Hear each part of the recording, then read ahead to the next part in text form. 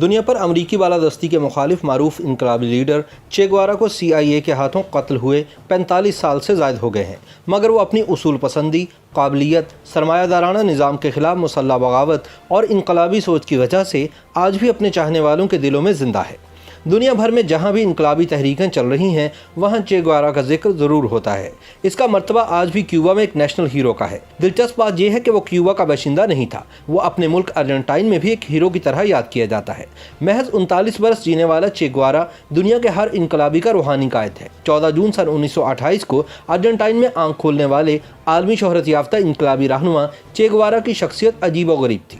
بچپن سے دمہ کا مریض ہونے کے باوجود وہ ایک بہترین ایتھلیٹ تھا اور شطرنج کا بھی شوقین تھا۔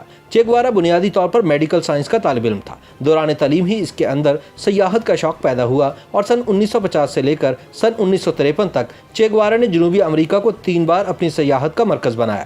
اس سفر کے دوران چے گوارا کے مشاہدات میں جہاں بے پناہ اضافہ ہوا، وہیں جب وہ دیہاتوں، چھوٹے چھوٹے شہروں اور قصبوں سے گزرا تو وہاں کے رہنے والے باشندوں کی حالت زار، غربت اور بھوک اور بیماریوں نے اس کی آنکھیں کھول کر رکھ دیں۔ وہ غریبوں کے لیے بہت حساس دل رکھتا تھا۔ اپنے سفری مشاہدے سے چے گوارا اس نتیجے پر پہنچا کہ امریکی سامراج کی آشیرواد سے تقریباً تمام جنوبی امریکی ریاستیں اس وقت کٹ پتلی حکمرانوں کے زیر تسلط ہیں۔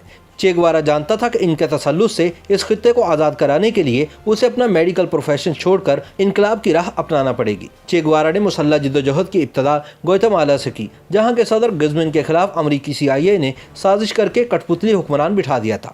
چے نے مقامی کمیونسٹ گروپوں کے ساتھ مل کر چھاپہ مار کارروائیاں شروع کی، مگر بالآخر اسے بھی اپنے سفارت خانے میں پناہ طلب کرنا پڑی۔ اس کے بعد چے گوارا سن 1954 میں میکسیکو چلا آیا۔ وہاں 1 سال تک جنرل اسپتال میں الرجی کا شعبہ سنبھالنے کے بعد سن 1955 میں اس کی ملاقات کیوبا کے نئے ابھرتے ہوئے انقلابی لیڈر فیڈل کاسٹرو سے ہوئی۔ اس ملاقات کو اگر چے گوارا کی زندگی کا نقطہ آغاز کہا جائے تو بے جانا ہوگا۔ دونوں نے متضاد شخصیات ہونے کے باوجود ایک دوسرے کو بے انتہا متاثر کیا اور چے گوارا نے فیڈل کاسٹرو کی تحریک میں شمولیت اختیار کر لی۔ دونوں کا نشانہ امریکی نواز کیوبن حکمران بتیستا تھا جو ملک کو دیمک کی طرح چاٹ رہا تھا۔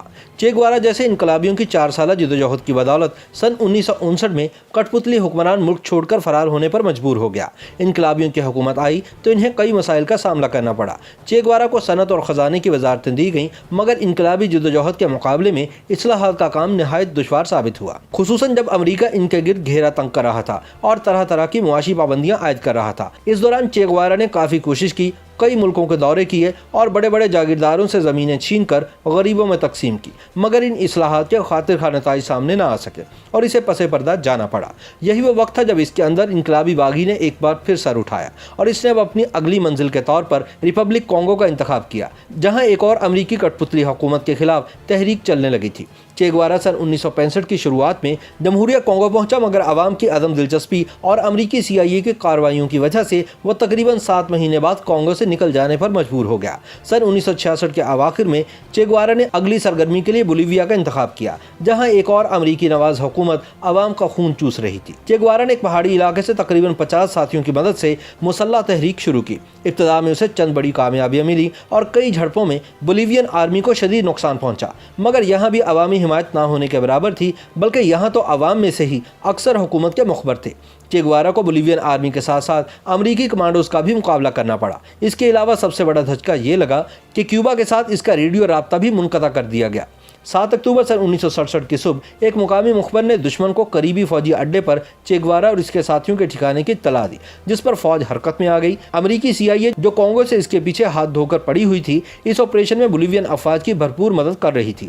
پھر پلان بنا کر چے گوارا اور اس کے ساتھیوں کے گرد پہاڑیوں میں گھیرا تنگ کر دیا گیا۔ تقریباً 1800 فوجیوں نے اس مشن میں حصہ لیا۔ اگرچہ چے گوارا اور اس کے ساتھیوں نے جم کر مقابلہ کیا، مگر یہ مٹھی بھر تھے، اس لیے جلد ہی مارے گئے۔ چے گوارا زخمی ہوا اور گرفتار کر لیا گیا، پھر اسے پوچھ تاچھ کے لیے نامعلوم مقام پر منتقل کر دیا گیا، جہاں کوشش کی گئی کہ وہ لب کھولے اور اپنے منصوبے اور اپنے ساتھیوں کے بارے میں سب کچھ اگل دے، مگر چے گوارا ثابت قدم رہا اور اس نے اپنے لب سی لیے۔ جب 2 دن تک شدید جسمانی تشدد کے بعد بھی CIA کو کچھ حاصل نہ ہوا تو صدر نے کسی ممکنہ پریشر سے بچنے کے لیے اس کی فوری موت کا حکم صادر کر دیا۔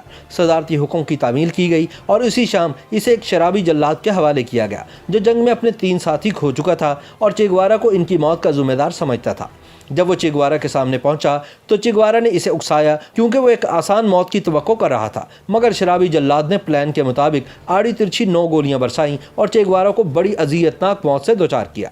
बोलिवियन हुकूमत का मंसूबा ये था कि चे गुएवारा को वापस इसी मुकाम पर फेंक कर बाद में ऐलान कर दिया जाएगा कि ये मुकाबले में मारा गया, ताकि इस तरह ट्रायल ना करने के इल्ज़ाम से बचा जा सके। ताहम जल्द ही पूरी दुनिया हकीकत को जान गई कि एक इनकलाबी को किस तरह बेदर्दी से कत्ल किया गया। चे गुएवारा रग्बी और शतरंज का खिलाड़ी, दमे का मरीज, doctor, photographer, motor bike rider, शायर, गोरिल्ला कमांडर, बाप, शौहर, डायरी नवीस, अदीब और इनकलाबी और न जाने क्या कुछ था। चे गुएवारा मरने के बाद इस तरह जिंदा हुआ कि सन 1968 में तुलबा की आलमी तहरीक के दौरान चे गुएवारा की वो तस्वीर जो फोटोग्राफर अल्बर्टो कॉर्डा ने सन 1960 में खींची थी, लाखों टी शर्ट्स और पोस्टर्स पर छप गई और वहां से होती हुई परचम, कॉफी के मग और बेसबॉल कैप पर प्रिंट होकर मल्टी-मिलियन डॉलर सनद में तब्दील हो गई है। और अब दुनिया में जहां भी इनकलाब की बात होती है तो चे गुएवारा का तज़किरा जरूर होता है।